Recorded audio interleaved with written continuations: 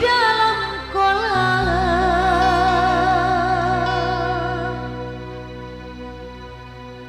Tenangkan dulu airnya sebening kaca.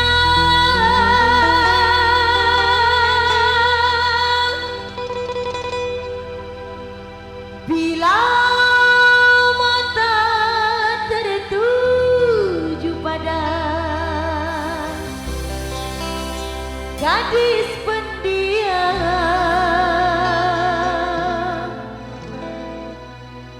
caranya tak sama menggoda cara lincah.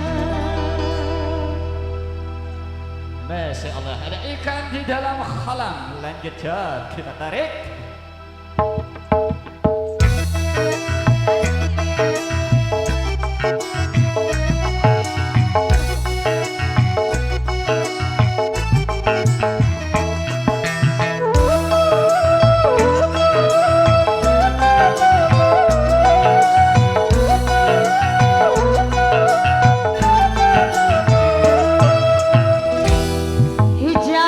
Jangan dulu, janganlah diganggu, biarkan saja, biar duduk dengan tenang.